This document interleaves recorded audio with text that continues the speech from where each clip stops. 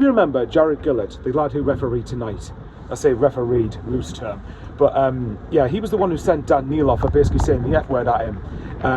All I'll say tonight is, if any one of us has a chance of refereeing in the Premier League, if he's able to ref in the Premier League. I don't know how on earth he's got to the position he has. But enough of that, let's talk about Sunderland.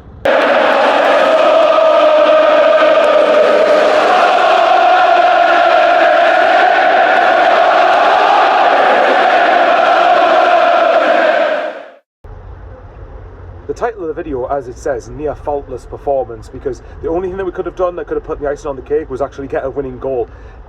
Generally, I thought that the level of performance compared to Leeds to Man City was absolutely night and day. I think that the balance from Sunderland was just outstanding. It was near faultless, actually. And bar one or two scares, I think there was one effort in the second half. I can't remember who had the shot, but you know, Roofs had to get a one-on-one save pretty much a couple of yards away from each other, which I thought, you know, generally Roofs did quite well there. But generally, Sunderland kept City out reasonably comfortably, I think. And I think the bodies on the line Sunderland put on, I was very proud of them. And when they were beaten, Roofs was there to claim things, was there to stop shots, was there to just reassure everyone, calm everything down. And at the other end of the pitch, I thought the balance of Sunderland's press and times when to press were outstanding. If you remember when we beat Burnley in the Championship last season, hopefully a similar result to Stadium of Light when they come up here in a month's time. But I did say that the balance of pressing them was really, really well done. And tonight kind of reminded me of that in a lot of ways. Obviously, the set of players on both teams is different compared to when we beat Burnley last season. But for me, the balance of pressing was outstanding. Sunderland didn't just press for the sake of pressing. We pressed at the right moments. We pressed to try and cause City genuine problems. And there was a couple of times when Mayenda in particular, and it's hard to pinpoint anyone who wasn't very good tonight, but for me in particular, I thought Mayenda was excellent. I felt like Xhaka controlled everything in the middle of the park in general, but I think Mayenda in a couple of times in the first half, and to a lesser extent in the second, tortured City down that left, our right-hand side rather. I can't even talk properly really. But the point I'm getting at is, Sunderland obviously sat off City, and City would probably have had at least 2/3 of the possession.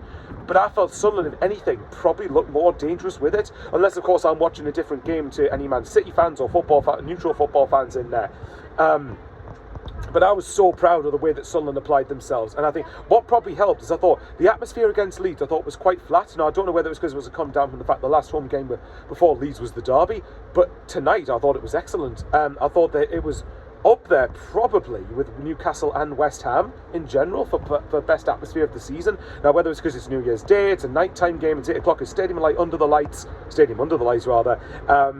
I thought the atmosphere was great, and I think it really helped the players on. And I think the players responded to the pressure that Man City put on them outstandingly. And generally, I couldn't fault the lads. The only thing really we did wrong was not put the ball in the back of the net.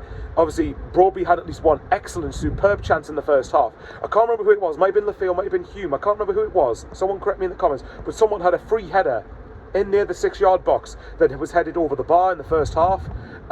Quite comfortably over the bar, actually. But still, if you get that on target, you're at least testing Donnarumma, aren't you? And then in the second half, Mayenda ran through and created a great chance for himself. That Donnarumma, and unfortunately Donnarumma's really, really good, isn't he? But yeah, saved it really, really well. But generally, I think the lads were more than up for the challenge tonight. And I think, if anything, this proves that, yes, okay, we're not going to get points off Man City every single time, and yes, obviously we lost 3-0 down there, but I keep making the argument that the caveat around that 3-0 was the fact that Xhaka and Siddiqui, in particular, didn't want to get booked ahead of the Newcastle game, which was a week later. This time I was interested to see how we performed against Man City, knowing that that wasn't the next game. And now obviously we've got a game in 3 days with Tottenham, and by the way, quickly, Ballard apparently might be back for Tottenham, but usually when Sunderland say someone might be back, it's usually a couple of weeks later, so take that with a pinch of salt, but we'll see what happens. Hopefully Ballard is back for Spurs. But generally, I thought Mukiele was great. I thought Alderete a couple of times ventured forward, which I thought was like, what's Alderete doing in their final third? I didn't think Sirkin was as bad at the weekend as a lot of fans said he was. Maybe I was watching a different game, but I thought generally, like with the back line, I thought he was great tonight. I thought his positional awareness was much better. I felt like he stopped nearly everything coming into the box, and the times that he did come into the box, it was generally just a really good, well-hit cross into the box. I thought Hume was great. I thought that, Xhaka and Kutruda ran the show. I felt like Broby, there maybe one criticism of Broby. A couple of times I felt that the hold-up play wasn't quite as good as we needed it to be to help relieve pressure. But it's a minor nitpick for me, because in the end we did get something out of the game. But for me, I think the balance was just all over the pitch. And I keep talking about the fact that we can't just go gung. I'm sure fans know this, but we can't just go gung-ho against a team that's only got the likes of Doku and Rodri and Haaland and whoever else in there, Bernardo Silva. Obviously, they scored a goal in the first 5 minutes, which was ruled out for offside, I think it was. I need to check that back, because they did look quite tight inside the ground. But again, bearing in mind, the view I've got from the southwest corner is not necessarily the best angle of it.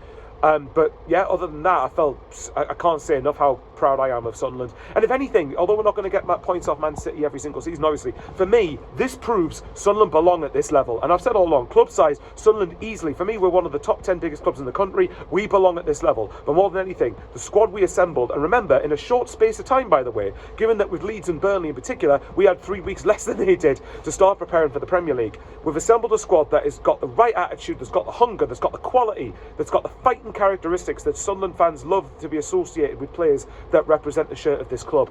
I'm going to end it here. I'm just completely and utterly waffling, and I'm keen to see what other YouTubers say about this, because obviously I'm just saying it in the immediate aftermath of the game.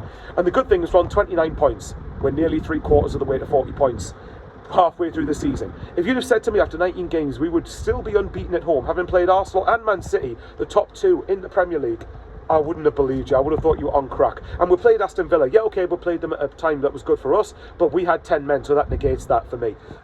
So yeah, look, are we going to go unbeaten home this season? No, probably not. More than likely not. I'd be astonished if we did.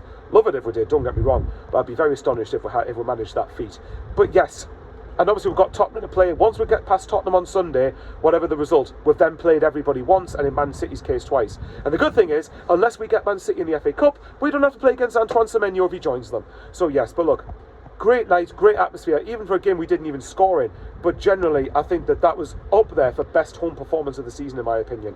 Arsenal in general, I thought we were very good, but Villa I thought were very good. And there's a lot of different ways you can define a good performance. But for me, I would argue that's the best home performance of the season for me. Because I just generally think we're up against a quality opposition side. We restricted them very, very well. And remember, we had to come up against Doku, and we had to come up against Rodri coming on. You're thinking, Jesus Christ, this is the level, isn't it? But yes, look, very proud of the lads. And the January window is now open. It's another point on the board we've got during the AFCON period. Let's see if we can get through Spurs, get through Brentford. And I'd like to take the Everton game in the Cup seriously. If we can, at least get to 30 points before Everton next Saturday. And then go from there. But yeah, guys, I'll love you and leave you. And remember, the January window is, of course, open. And for once, I'm actually quite excited to see what we do. So yeah, I will love you and leave you there. If you're watching the video and you're not subbed and you think I've earned it, I'm trying to get a 7k at the end of the season.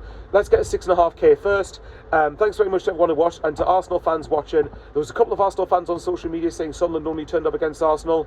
Well, you can't say that anymore. So there you go. Take care, you lovely lot. Enjoy your new year. May 2026 be as great as what 2025 has been for Sunderland fans, and of course for everyone personally. And as always, Haway the lads. Proud of you all.